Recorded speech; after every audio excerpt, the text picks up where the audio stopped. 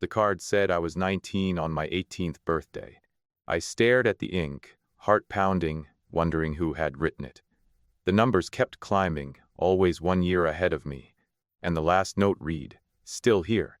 What was the still that never left? My name is Alex, a graphic designer who grew up in a small town surrounded by woods. I visited my mother every few weeks, bringing her the latest birthday cards I could find. She kept every single one, tucked in a dusty box in the attic.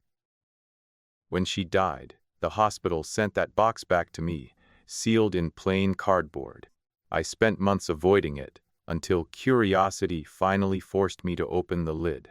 None of that mattered after the night I found the first strange number. The setup, I lifted the faded ribbon that bound the cards together. The stack smelled of old paper, a faint perfume of my mother's lavender soap. Each card was a relic, crayon drawings from elementary school, glittery teenage greetings, a rushed handmade one from the night before my 13th birthday. I spread them on the kitchen table, sunlight catching the edges, and began to read.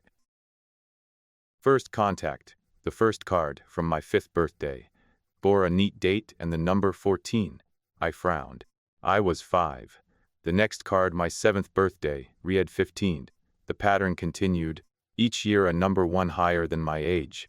I felt a cold prickle at the back of my neck. But it gets worse. Escalation. The notes, some cards held short phrases. Still the same. Voice unchanged. Remembers the dog.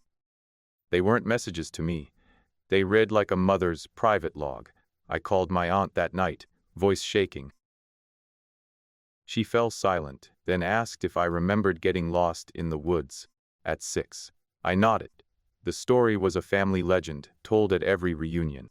The woods were a dense pine forest behind our house, the place we disappeared into for a weekend camping trip. Escalation. The camping trip, I was 6, wandering between towering trunks, hearing my own breath echo. Panic rose in my chest as the adults shouted, "Where is she?" Search teams arrived, dogs barked, flashlights cut through the night. I emerged hours later, covered in mud, clutching a pine cone. Everyone called it a funny story, a childhood scare. My aunt didn't smile. She whispered that Mom believed something followed me out of those woods. She wouldn't explain further, but the weight of her words pushed me back to the attic. Escalation. The journal, I dug through old photo albums, notebooks, and receipts. In a spiral notebook, hidden among grocery lists, I found entries dated the months after the trip. Footsteps outside bedroom window nightly. Mud footprints on back porch ceiling after thunderstorm. Each entry ended with a single line, a tall figure standing just beyond the tree line. No one else ever reported seeing it. The handwriting was Mom's, shaky but deliberate.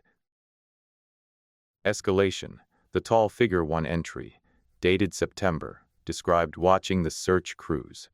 She wrote that a figure lingered between the trees, unmoving, as if waiting.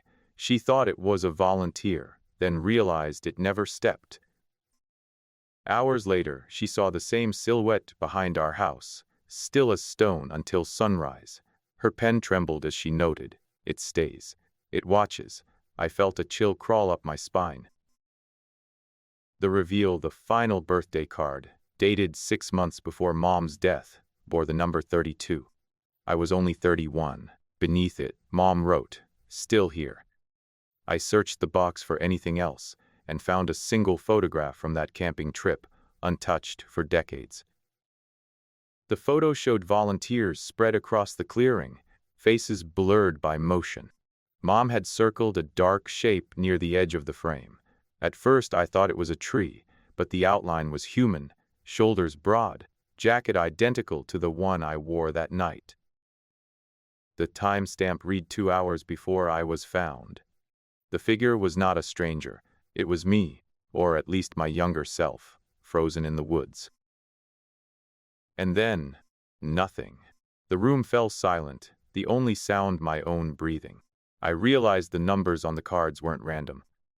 Each number marked the year the figure first appeared, always 1 year ahead of my age, as if counting the moments it lingered beyond my birthday. Mom had been tracking something that wasn't just a memory.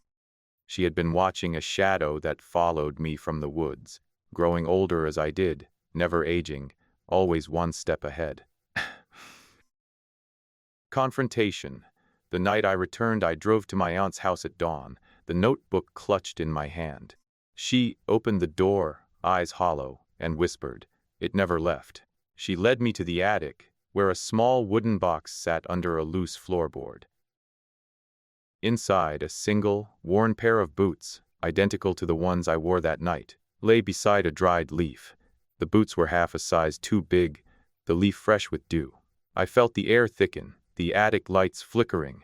A soft rustle rose from the walls, like dry branches scraping. I turned, heart hammering, and saw a silhouette standing in the doorway, tall, unmoving, the same jacket, the same eyes empty, yet familiar. Breath.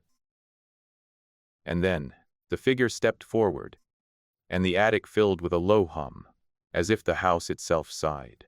I stumbled backward, tripping over the box, and the humming stopped. The figure vanished, leaving only the faint imprint of a boot on the dusty floor. I ran outside, the morning sun burning away the lingering chill. I never opened another birthday card from Mom again. The notebook sits on my shelf, its pages yellowed, the last entry a single word, gone. Sometimes, when I walk past the woods at dusk, I hear a soft rustle, like a shoe against pine needles. Friends who hear the story say they've felt an unseen presence on their own birthdays, a number scrawled in the margins of their memories. What do you think really happened that night in the woods? Leave your theory in the comments. If you crave more true horror stories that keep the lights off, check out Audible's 30-day free trial. You'll find dozens of chilling audiobooks that make tonight's tale feel tame.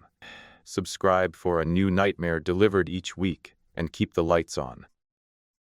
What do you think was really watching from the trees?